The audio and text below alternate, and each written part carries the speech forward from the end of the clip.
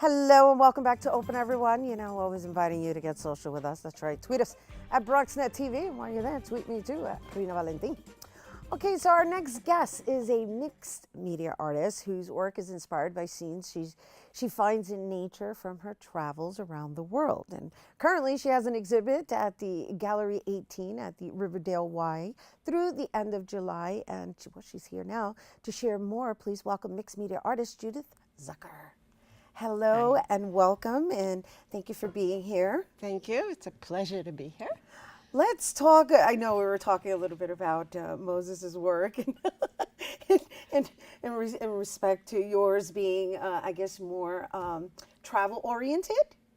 A lot of it is travel oriented, and a lot of it is flowers and scenes from nature. So it's a combination. All right, so let's talk about your travels and I guess what led you into capturing certain images and then I guess redesigning them in drawing, right? Right.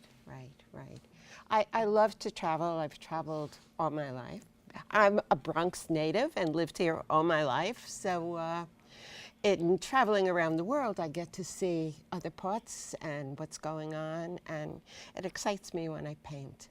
So name some of the places that you visited and then give me what you associate as nature with that location. Well, one of the paintings that I did, an oil painting, was a garden in St. Lucia. That was just amazing. The colors were exciting, the vistas, and I find myself looking at water and the different colors in the water and the reflections.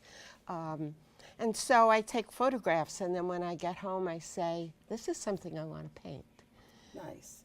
And so, do we have images of your work today? Yes. Yes. Okay, so when they pull them up, I guess we can go a little more into detail. But just give me a little background on your journey. Well, I started as a teacher, and then a staff developer, as a reading teacher, and then an assistant principal, and an adjunct.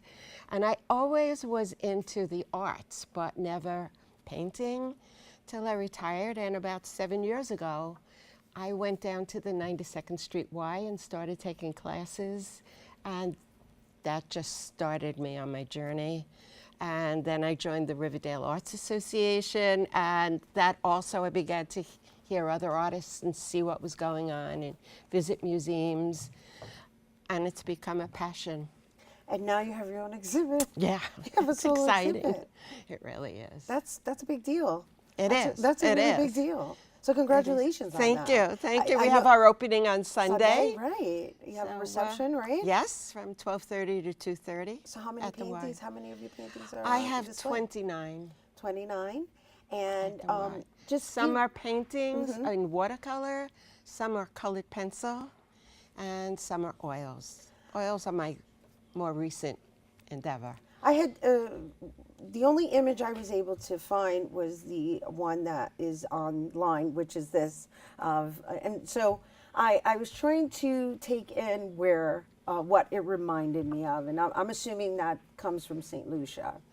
Actually, that was just a setup in one of my classes that I went to, and I call it Evergreen and Red. Evergreen and Red. You see, this is why I was asking you about how you associate the nature component to your locations, because I was trying to visualize. I was like, okay, it's indoors, so you know, I went in. I'm like, this kind of reminds me a little bit of France. Like there were, I was sitting there going, okay, where is this? Where is this? And so.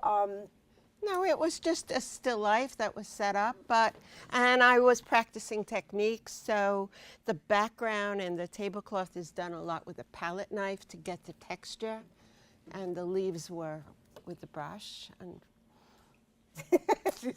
you sound like a teacher. Well, my whole life I was a teacher, so I can't help it. I don't mind being enlightened. And so now we're looking at trees.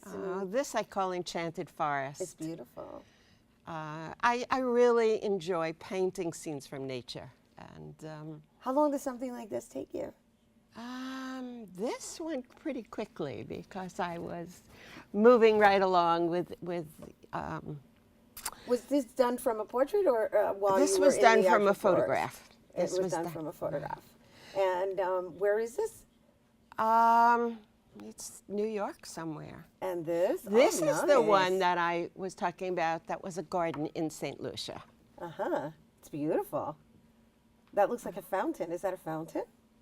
Is that a gazebo? Yes, it Okay. is right in the middle of the pond with there's like a little shed in the background there and the mountains in the background. And it was just so quiet and serene and beautiful. It's beautiful. I think it's wonderful when, like you said you're retired, right? And so, oh, look, we have one more image we're looking at. And so This is just a still life that I put together. What was interesting about this is I painted the whole thing, and then I said, what would it look like if I put green over the whole thing? And it just changed the look of it. So I call this Still Life in Green. Still life in green. Nice. And so what I was going to begin mentioning is how in life one retires and then finds their new chapter. And it's refreshing to see that after all those years of teaching, now you've just chosen to work from an internal place and just kind of put it out there and just be something that you always wanted to be. Exactly. And when I paint, I think of nothing else. I'm just focused on what I'm doing. And It requires it's better that. than therapy. It's better than... Thanks for sharing. No, thanks for sharing, because it really does require a sense of losing time. Exactly. And you get involved in it. And also, sometimes I'll look at what other people are doing or painting or other artists, and you get inspired by it. And you say, I want to try something like that. So it's a growing process. You're actually an inspiration in the sense of like, look, you have your own solo exhibit. After learning how to draw, what, 6 years ago, you said? 7, yeah. 7 years ago? That's wonderful. Right. That's wonderful. I always had an artistic eye when I was a teacher. We had a reading program in the Bronx, and I was designing we call them graphic organizers. They were like charts that teachers used to help them teach reading. So I was the one they always called on to do the designing. So it was in there. So it's always been a part of you, is what you're saying. Yeah. So once again, your opening reception is happening this Sunday. Yes. At what time? 12:30 to 2:30. 12:30. Is it open to the public? Absolutely. Please come, enjoy it. Are there any last words you'd like to share with our viewers? Just enjoy art. It's a wonderful thing to bring with you. It enriches the soul, and it's exciting. And we are so happy to have you here with us. And Thank you once again. so much. Judith. Thank you. It's been All a right. pleasure. Thank you. All right. Once again, you guys be sure to check out the opening reception for Judith's exhibit on Sunday, July 9th from 12:30 to 2:30 at Gallery 18 at the Riverdale Y, located on 5625 Arlington Avenue in the Bronx. And for more information on the exhibit and her work, you can email jbzucker29@gmail.com.